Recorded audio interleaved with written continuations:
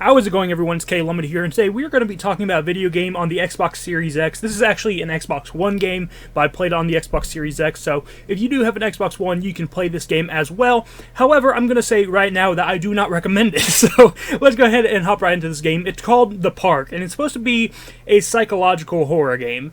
It's something. It's psychological, I guess. I guess you could view it that way. It definitely tries to be tricky with the way it does things, and, you know, its scenery, and it tries to play with you a little bit, but it really fails on pretty much every single aspect. And I'm not usually mean when it comes to video games. I don't like to be mean about video games, because there's usually something positive about every single video game. And there is something positive about this game. It's just a very slim thing that's positive. I would say I like about 25% of this game. I really am not a fan of the way this game starts out. The very beginning of this game, it starts off with your character Lorraine basically going to this amusement park with her son, and her son runs off and gets lost inside the park, and you are going and looking for her.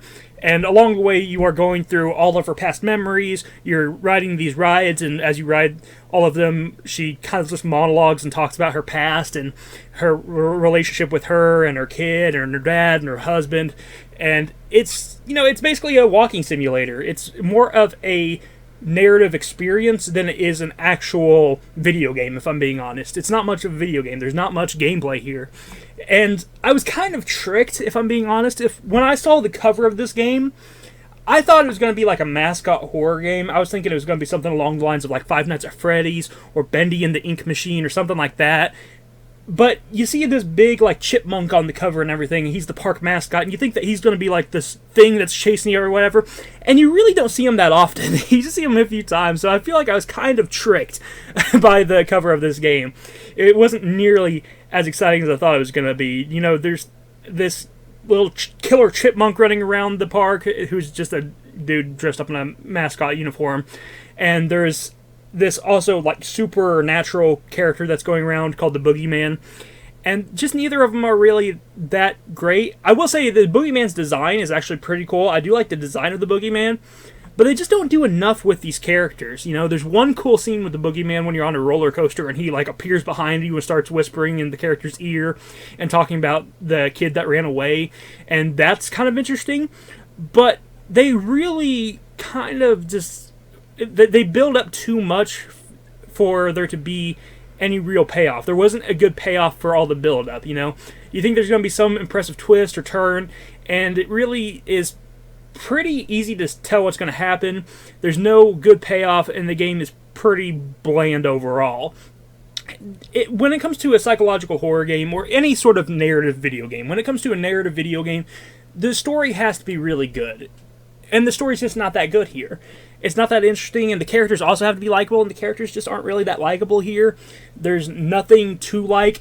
The main character really ends up being more of, and this isn't really a spoiler, but just really ends up being unlikable. The main character is really unlikable, and if you're going to have someone be an unlikable character, you have to do something to make the others around them either be worse, or you have to make it tie into the story really, really well. And it just doesn't tie off the story in a way that is satisfactory. So making the character unlikable was really a big mistake at the end of the day. It didn't make me feel bad for the character, it just kind of made me not like the character, because at one point the main character literally starts talking about her son and calling him a leech. Keep in mind, this is a little kid. Calling him a leech and saying that he's basically like a parasite or whatever, it's just like, okay, like, you're kind of a douche, you know that? Like, it was your choice to have this kid, it's on you, so why are you being such a prick about it? So it just made the entire character unlikable.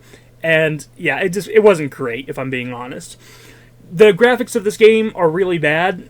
There's a lot of pop-up, and there's this really stupid message at the beginning of the game that's just like, if you see glitches, or if you see things that don't look quite right, it's part of the game, it's supposed to be that way. And it's just like, okay, yeah, that's true about some things, but the trees just popping up in the distance, that's not part of it. The pop-up is really bad in this game. The grass just appearing out of the ground, I'm pretty sure it's not supposed to do that. So I'm wondering if that warning message was about the actual elements of the game, or just the fact that the game is really buggy and glitchy. So I'm not sure if the warning message was to try to throw you off and be like, no, it's supposed to be looking like this. Things are supposed to just pop up like that, but no, I don't think they are. But yeah, it's a rough game. Even the character models look pretty bad, and I can get over bad graphics. I've said before, graphics aren't the biggest thing in the world, but when you have a narrative experience, you know, it needs to at least be decent. And also, you have the problem of bad graphics and just boring gameplay because you're just walking around. The only real mechanic in this game is the fact that you can press the B button and your character will call out for her son, and it will basically just show you the next location of where to go. It will show you the next item you need to pick up or whatever, and it will continue on the story by doing that. So that's a nice feature and all, but that's really the only gameplay mechanic there is.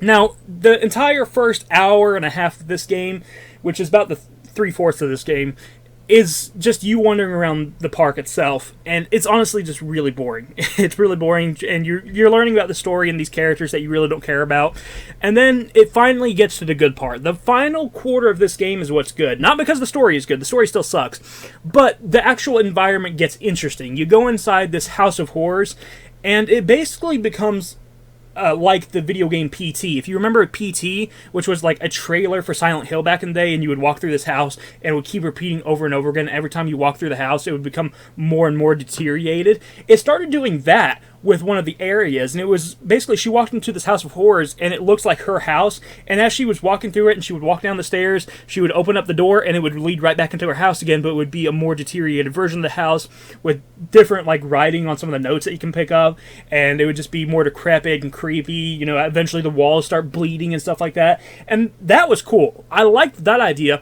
In fact, if they took all of this out of the park and there was not even a park here, and they just had this as a 30-minute experience, I actually would have enjoyed this game more, if I'm being completely honest.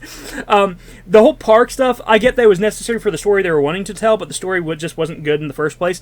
So, honestly, they probably should have just done a little 30-minute experience instead with just the ending and called it a day, and just leave it open for interpretation instead of doing what they did, because the story they were wanting to tell just did not hit. So, that's the big issue with this game. It has some cool ideas inside just a really poorly written package. So, it's not a game that I can recommend, especially because there's just not much to play either. I mean, like I said, the gameplay's not really much. It's just walking. So, here's what I would say to do when it comes to this game. Watch a YouTube video of it. Watch someone play through it completely.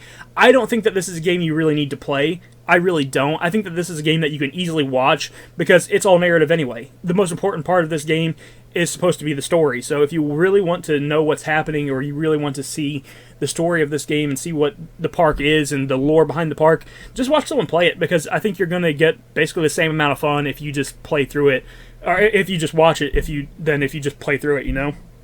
So I would just recommend watching it online or something like that. It's not worth playing, honestly. I'm going to be honest, this game got me once with a jump scare, and I thought that was pretty good. The one jump scare it got me with. But there's not really any other scares that got me that I can think of. And there's some moments where I just burst out laughing in this game because some of the scenes were so bad. So poorly written and so cringy. Like, there's a part where you ride on a roller coaster and then your son just pops up in front of the roller coaster and it just runs right into your son. He, like, ragdolls away. I just started cracking up laughing when that happened because it was just like, what the heck is even this supposed to be? This is like slapstick comedy. This is not good writing. So, yeah, just watch this on YouTube. That's all I have to say. Thank you for watching my review of the park. I hope that you enjoyed. If you did, hit the like button, subscribe button down below. I'll talk to you next time. You have a wonderful day. Bye-bye.